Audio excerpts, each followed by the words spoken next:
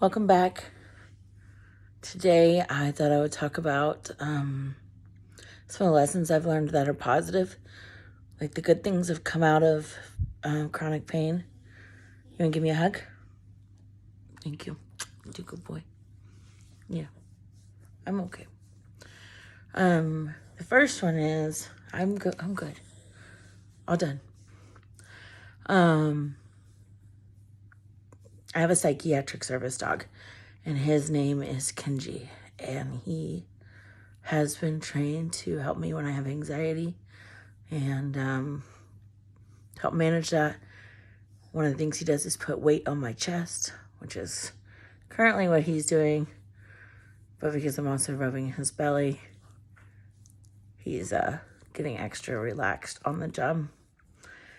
He also knows a couple other commands to help with managing my anxiety. And one of them is when I ask him, can I have a hug? And he will. Yes, you're a good boy. He'll give me a hug. Thank you. You're a good boy. So, but he does have some, a couple other commands, but I'm not going to ask him to do this right now because he's busy weighting my chest. Anyway, I'm on day 3 of a migraine. So although it's been treated, you can kind of see the pain response I was talking about in my last video, how I turn all red. Anyway, my hearing's in a couple hours. So here we are to talk about benefits. So having Kenji around, huge benefit. He basically requires that I get out of the bed every day and go outside for at least a minute to let him go to the bathroom. We have to do that a couple times a day. And that was huge because when I was in the lift chair a lot after my back surgeries, I just got so depressed and I didn't get up. I didn't go outside. So it became really apparent that I needed to not be alone as often and to have a little bit of assistance managing the panic attacks, especially when the pain would set them off. Because it's not just like a mental health thing, right? It's just like pain is stressing your body out. It's triggering your fight or flight. And it's good to have assistance or a little guy to cry on, which is what he ends up being quite often. Other benefits, I guess, although no one ever really wants to lose their job. I did have to separate from my job due to my disability. My FLMA, which is like your Federal Medical Leave Act, which allows you a certain amount of time off work for medical stuff, was exhausted, and I was still unable to work full time. Like I would go in, I would get a migraine, I'd start throwing up, or my back would hurt, I wouldn't be able to come in, or I'd be exhausted from being up all night. So we had to do a separation. However, to be honest, it was a really toxic work environment. And I've learned through a lot of self-help that if you don't take care of yourself and your body and you stay in those toxic environments, your body will force you out of them. The universe will force you out. And that's what happened. So from leaving my corporate job that was toxic, also terrifying, because one of the reasons that I never left was, you're trying to take care of your family, you provide for them, and then your body shuts down and the medical bills pile up and you get more scared because you need that money. Anyway, that was like the most terrifying time of my life. But I learned a lot. We reshuffled. We got help from family and friends, and unemployment and the pandemic came, and so some stimulus checks came, which was an unexpected and unfortunate benefit from the pandemic, was to help me during my really desperate times of not being able to work. So it's a benefit video, but I'm all stressed out, so give me a second.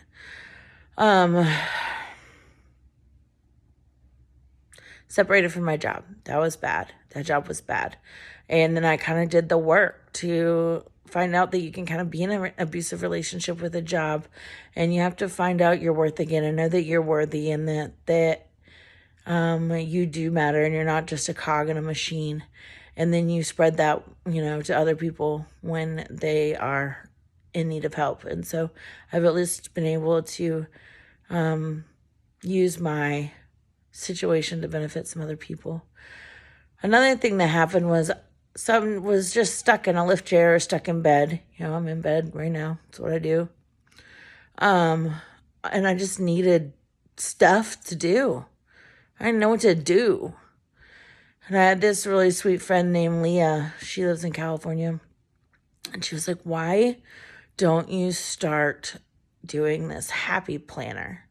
So it's like a planner brand with stickers, which you can lay in your chair, you can lay in your bed and like plan out your day and your doctor's appointments and your surgeries and your medicine so you can keep your brain straight, because I had a problem with that. But you can also decorate it and use stickers, and it can be fun, and you order those things, they're delivered to your house. Well, I'd never been a planner person, and I'd never been a crafter. So I was like, maybe I can manage stickers.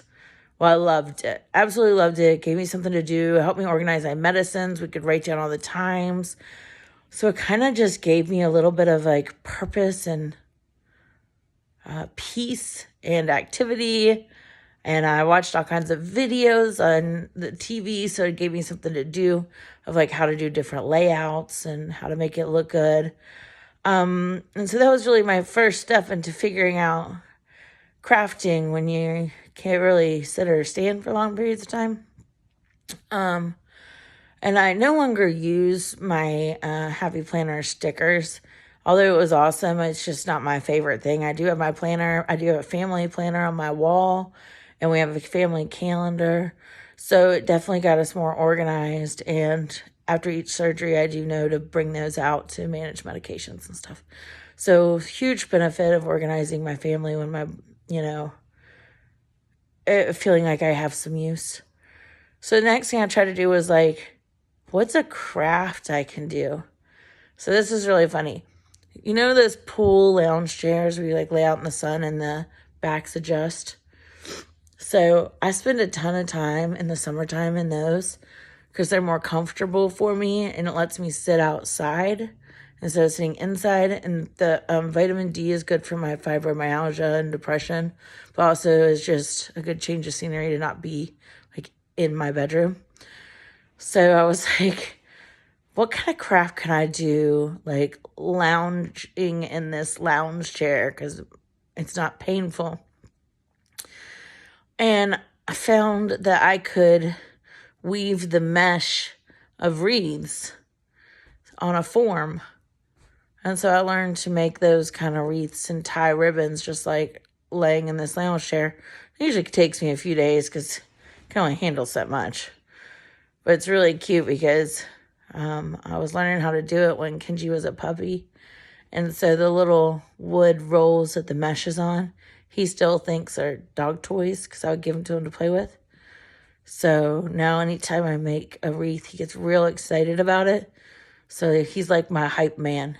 You go, girl. Go do a craft. The downside is we end up with like crafty materials on all of our like furniture and floor and stuff because I'm trying to make things in comfortable places. But yeah, so organization, leaving a toxic job, learning to make wreaths, and then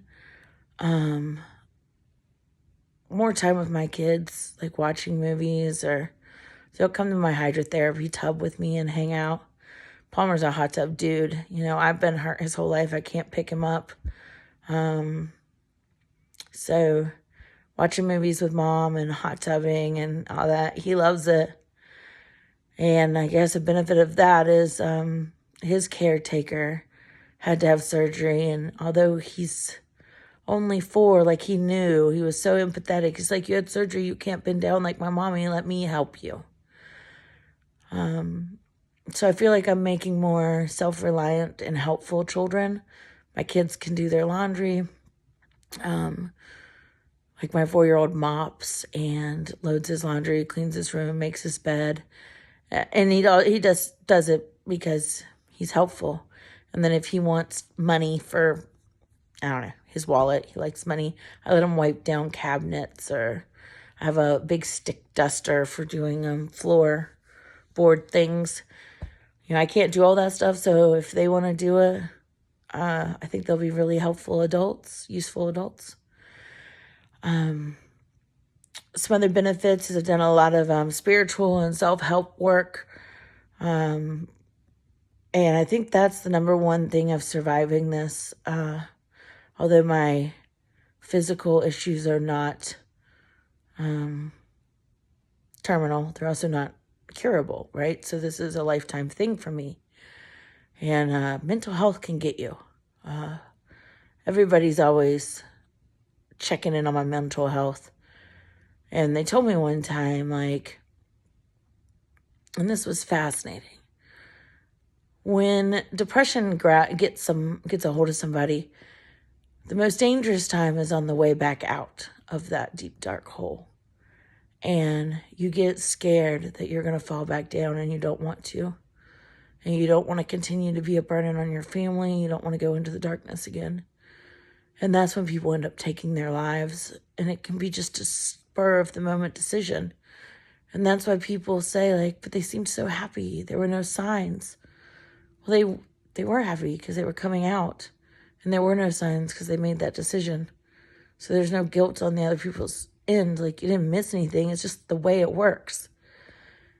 And so having these great doctors who explain that stuff to me, I think helps me recognize when the mental health or the pain or those things start to get too much to bear.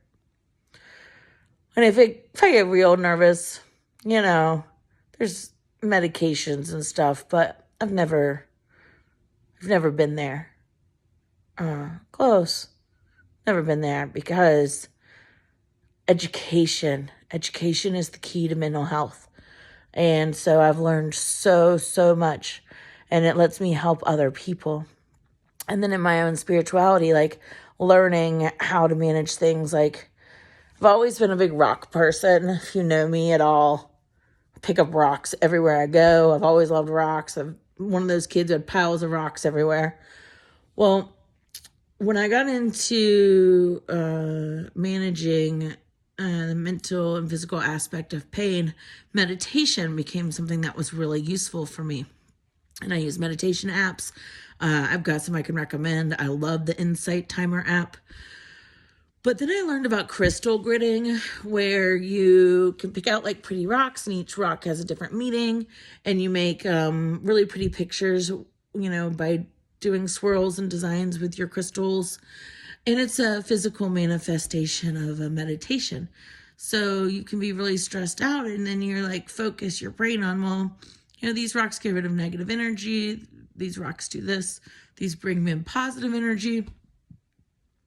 And you end up distracting yourself and then doing like something positive through, the crystal work.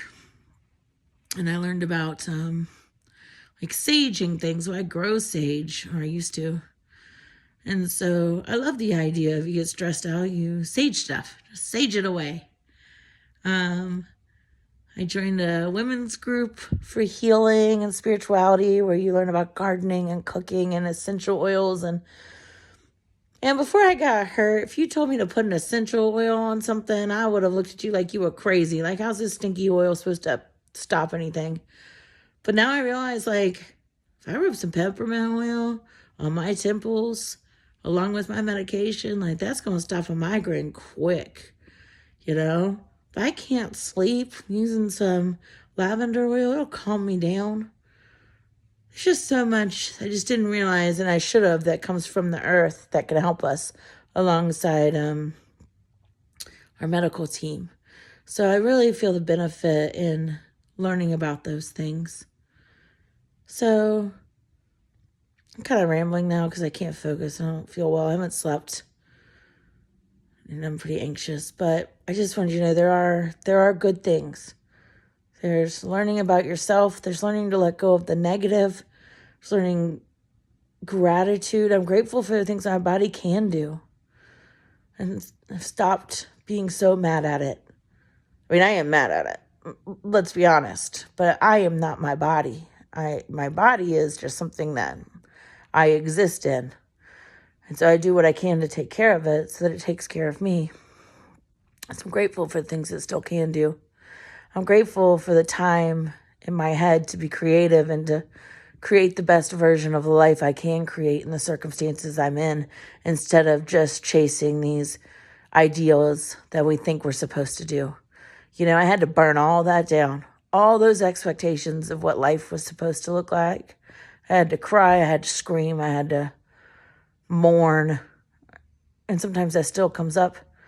But when you burn all those expectations down, life gets a little bit more fun again. So I don't suggest chronic pain. I don't suggest disability. I do suggest looking at the expectations you have on your life, things you're putting on you that are putting you in situations you don't like and aren't fun. Throw all that shit out the window and start over. Build a life that you love, because you never know when it's all going to be taken away. I'll update you later on how my hearing goes. But love to you all. Thanks for following my adventure.